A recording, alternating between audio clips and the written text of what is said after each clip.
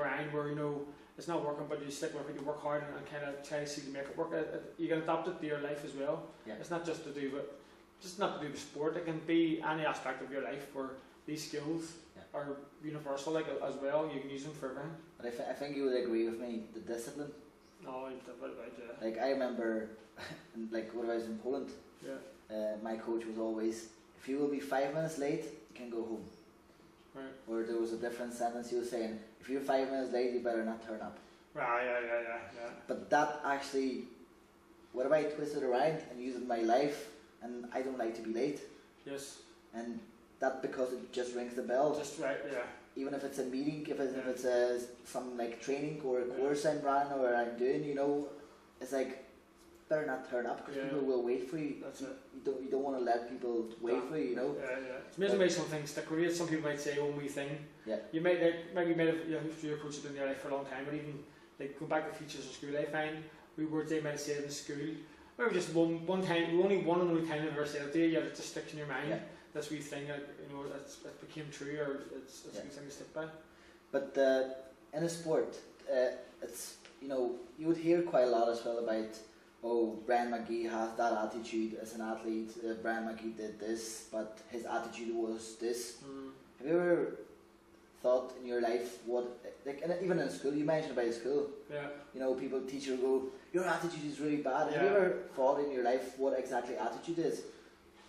I suppose it's about how you go about, how you kind of, I guess how you treat other people. You know, if you're arrogant, or I've always found, like, you know, if you're arrogant or cheeky or maybe over cocky, you know, because I think that I also thought it was a lot to do with respect as well. Yeah. So it was for me anyway. But with me boxing and stuff like that, there again as a kid, you know, boxing's kind of learned me respect for people, because obviously you're in. I mean, you're fighting at the world level. You always know there's people better than you out there, so you kind of put your feet back on the ground, where you get some kids have done absolutely nothing in their sporting career yet, and it's got to sit and talk to them and listen to them in their world championship rally, which is a good thing. There's so much self-belief in themselves, but there's over-belief, and there's, like, you know, keep a grasp here and know what they're doing as well, like, you know. Well, would you agree if I would say to you that the attitude is the composite of your thoughts, your emotions and your actions?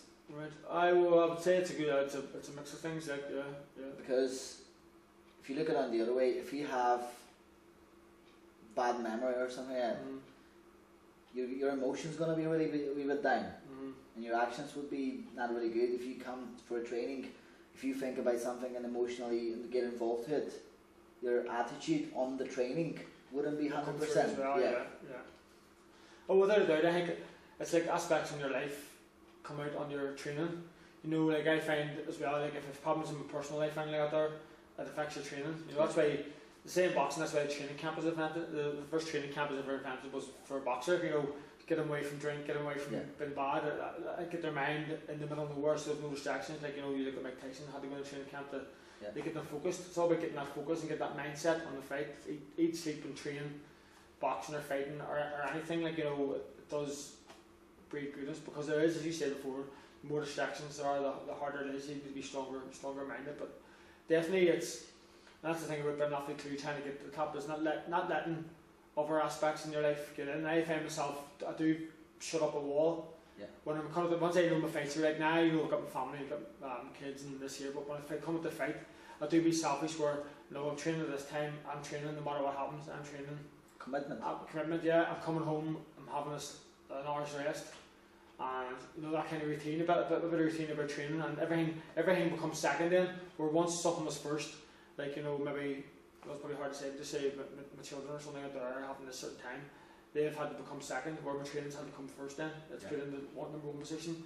And it is hard, but my family's kind of dealt with that now, but, you know, obviously it changes back and forth, but then they become the focus of everything. They're never neglected or nothing like that there, but, you know, as a mindset, there's things go up and down and focus on what's priority. One of the, you know, top life coaches, Tony Robbins. Yes, nothing. I'm studying all his programs, and he's just incredible. Right. You know, there's a tool called Triad.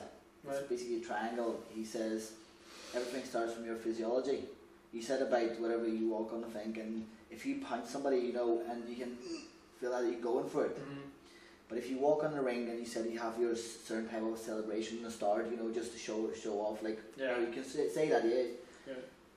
See if your physiology was down, or if you look on your opponent and his physiology is down, When you feed off that, you say, bang, go for mine. it. I've got him. Mine, I He's got it. scared. Yeah. Yes, I've got him now. Exactly. Well, you can agree that the physiology comes first. Oh yeah, definitely. Yeah. And the way I said about the, you know, the one of the chapters as well, that book, Out of Suggestion, about this your self-talk. Mm-hmm.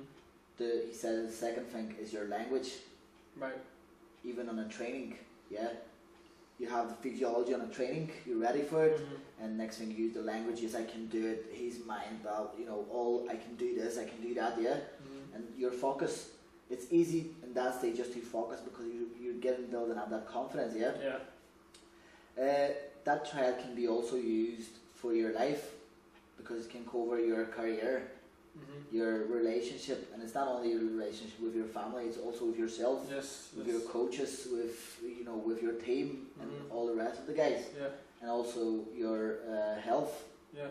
Okay, obviously as an athlete you're a healthy guy, Yeah. but there's one thing Tony Robbins said as well, you have to balance them. Mm-hmm. Mm-hmm. Right. You know, to have successful lives, to have successful thing, you have to balance them. Yeah. You know, your career obviously as a boxer, as an athlete, Yeah. you know, You can't neglect going one. well. Neglect the other. you have your family, Mm-hmm. and like, you have a daughter now as Have well. two daughters now. Two Yeah. daughters, I yeah. had that, but I was away fighting. Yeah. She was born while I was away. Like, so it was a sacrifice I had to make in my mind, but you do. It's you know, it rings true what you're saying there about, you know, the balance. You have to balance because you can't neglect one Yeah. and just totally focus on the other. And Yeah. it is, to be honest, it's nice to have that wee break where you go to one thing, constantly go back to the other. But it's no mean to switch one off. One becomes a priority, one becomes the other priority, and switch it back and forward. You need sometimes, like you said, you sacrifice something Mhm. because most people would stick, you know, focus on something and it doesn't go and they get frustrated. Mhm. Sometimes you have to let it go. Let it go, yeah. Let it go. Like I find myself, I released quite a lot of things this year, Mm-hmm. and I'm more happy and I'm more open. Yes. You know, I was focused and I was frustrated, and I had that self-talk saying yes, go for it, and another self-talk like old habit, you know, Yes. saying no, you can't do it, you can't have it, you Yeah. can't be working with that guy, you can't do this and this and this. Mhm. And I was like, put everything on one card, let it go, release, and just move on. Just move on. Something's holding you all the time, you Yeah. know. Yeah. But Yeah. yeah, It's good. So that's the first step, is actually realising that Yeah. something is holding you, and Yeah. actually being able to deal with it, where instead of going, God, what is this thing, or just sticking a snuggle. But that's a great thing to be actually realise what it is and actually be able to, Yeah. to let go of what it is. But there's really about it that, like, you could use that in sport as well. Those things not Yeah. going well, like training, you get in bad habits. Like for myself, I had a move for trainer. I changed trainers, and you know, but like, what is it they always say? They always say, like, sometimes a change is as good as a rest. yeah, You know, yeah, just to change everything, which is good, and that's how I find it in the training as well. I try to, I'm not just always boxing, like I'm here doing classes, I'm doing battle training, circuit training, just anything different that keeps you motivated. Training is training as well, but when it comes to boxing, I focus on, and then I'm in the gym doing the boxing, but outside I try to have variety and keep things fresh and different. The way I asked you about your decision, Mm-hmm. you know, change is also involved in decision. Well, yeah. You know, you have your decision, you have your team, Yeah. but the main thing is what makes you successful is you don't make a changes in your team constantly. No. Whatever you see you need to get developed, you do small changes Yeah. very slowly, Yeah. but you do them. Yeah. It's a part of growing. Oh, yeah. You know, you can't say I am doing something wrong or I am doing something No. right. You do it in the way you actually think. You trust your intuition, basically. Yeah. It's not like a football team where the football team's going bad. I sack the manager. I think they bring somebody new in, and that's going to be everything changed. You know, Yeah. as you say, like, you know, problems are there, but definitely, like, I believe in loyalty too. Where if somebody's there, if they're giving me 100%, I try to give them 100% back. And Exactly. like my coaches are all the time too. He wants the better I do, the better he does. Yeah. And it's a team effort. You know, and you breed that kind of team camaraderie and stuff between everybody. The energy. The energy of The everybody. energy, yeah. you pick it up. Yeah, because I do find as well, when I'm going to a fight there where I was a big underdog, you know, when some person doesn't believe in you, they go, fuck yeah, you know, I don't know if he's going to win this here. You go, what? Fucking get that snap out of there, let's go. Yeah. Let's go and train. You're going to hammer and you're going to hammer and you're going to be the winner. You're going to do it no matter what underdog you are, you believe in yourself. That's why negativity breeds. It's like a disease or virus, a computer virus. I just see